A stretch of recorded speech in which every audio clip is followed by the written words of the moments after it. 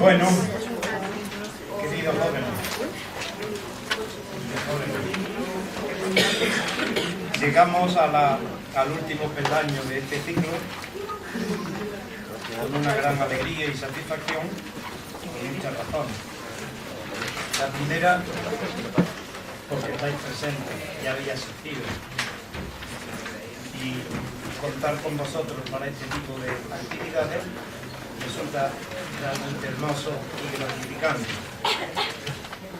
Tenemos como cierre de este ciclo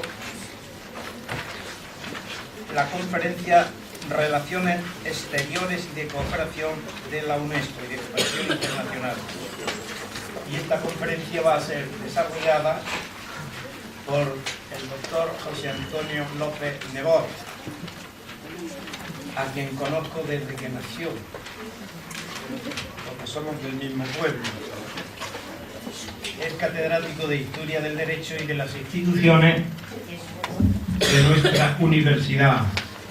Ha sido vicedecano también de la Facultad de Derecho, director de la sección departamental de Historia del Derecho y de las instituciones y vocal de los consejos de redacción del Anuario de Historia del Derecho Español y de la revista de la Facultad de Derecho de nuestra universidad. Asimismo, es vocal de nuestro Centro UNESCO de Andalucía y miembro del Centro de Estudios Históricos de Granada y su Reino y de la Ilustre Sociedad Andaluza de Estudios Históricos Jurídicos. Ha sido profesor visitante de la Facultad de Ciencias Políticas de la Universidad degli Studi di Messina, ¿está bien dicho?, en Italia, y de la Facultad de Derecho de la Universidad de Würzburg, Alemania.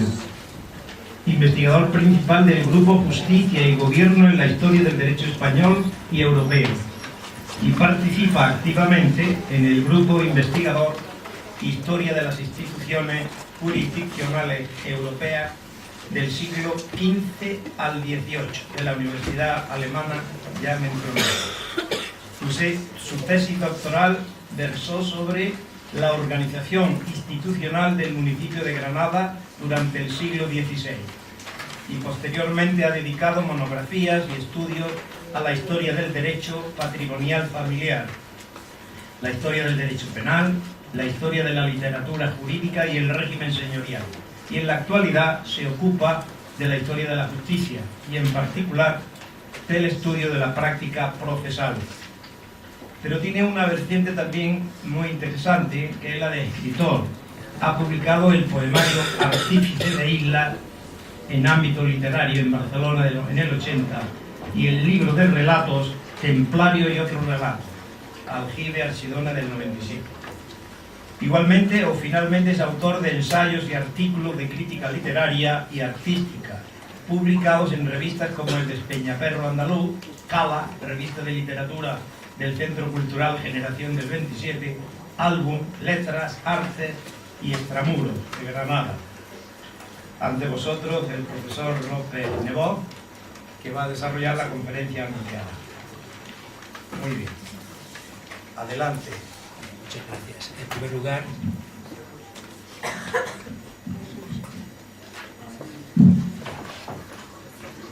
buenas tardes a todos, y tengo que empezar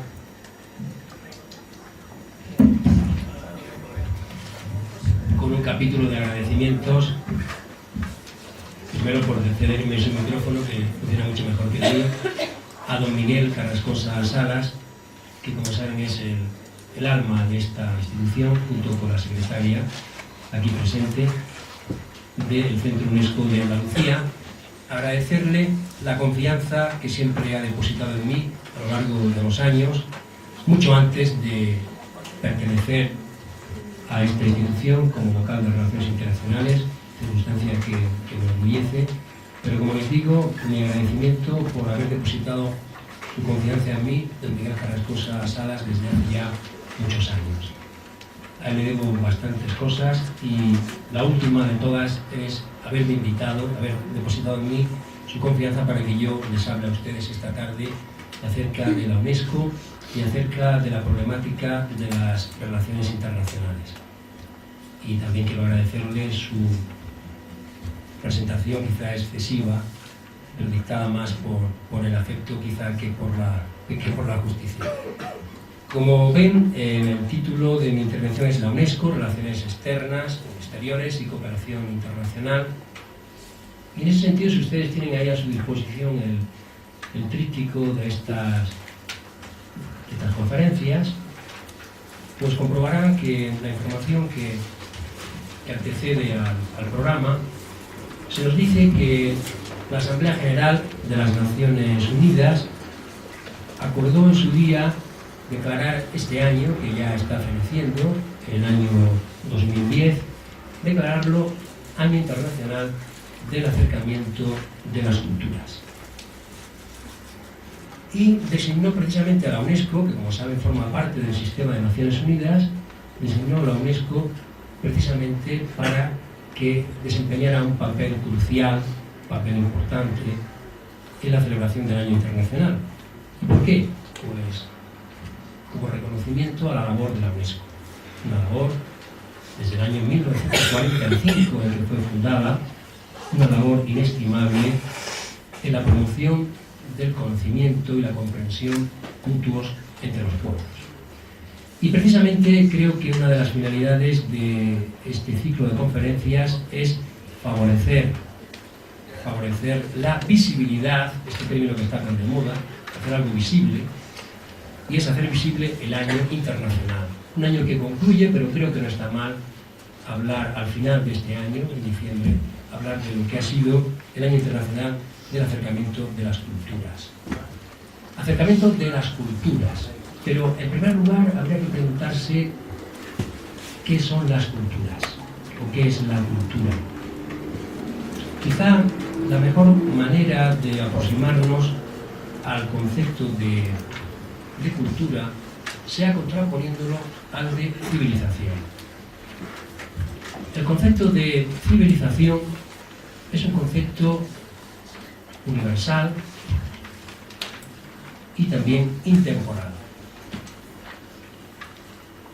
en cuanto que se opone al concepto de barbarie y se caracteriza por su unicidad. La civilización, se nos dice, es única. Y según nos recuerda Svetan Todorov, la civilización no es ni más ni menos que el reconocimiento de la humanidad de los otros, mientras que la barbarie es expulsar de la condición humana a los otros, no reconocer la humanidad del semejante. En cambio, las culturas o civilizaciones en plural, cambiaría del singular plural el sentido de civilización, culturas, civilizaciones, son elaboraciones históricas particulares. Y como tales elaboraciones históricas particulares se hallan ubicadas en un tiempo y un espacio determinados. Y por ende son plurales, son múltiples. Desde el punto de vista de la antropología social, podríamos definir la cultura como un conjunto de elementos materiales, pero también inmateriales, intangibles, que no se pueden tocar, que transmitidos y asimilados socialmente singularizan a un grupo humano frente a los demás. Este sería el concepto de cultura desde el punto de vista de la antropología social, y desde esa perspectiva en la cultura cabe todo. La cultura ya no tendría el sentido restrictivo de manifestación artística, no serían ni las artes ni las letras, sino que dentro de la cultura pues, se harían integrados la lengua, las técnicas, las ciencias, pero también las costumbres, las tradiciones, las creencias, la propia religión. Religión y cultura están íntimamente vinculadas, y hablaremos precisamente de esa vinculación entre religión y cultura. El derecho también forma parte de la cultura. El derecho es también una parte de la cultura. Y por último, los valores que forman una sociedad o los modelos de comportamiento. De manera que vamos a partir de un concepto amplio de cultura, no limitado a unas determinadas manifestaciones, sino todo un estilo de vida que caracteriza a un grupo humano. Ahora bien, no hay costumbres, no hay sociedades, o quiero decir, no hay culturas puras y culturas mezcladas, sino que toda cultura, por el hecho de serlo, es híbrida, es el resultado de una mezcla, es mestiza, podríamos decir. Y otro rasgo que caracteriza a las culturas es hallarse en continua transformación. Las culturas son cambiantes, son dinámicas, no son estáticas. Una cultura que no cambia es una cultura muerta.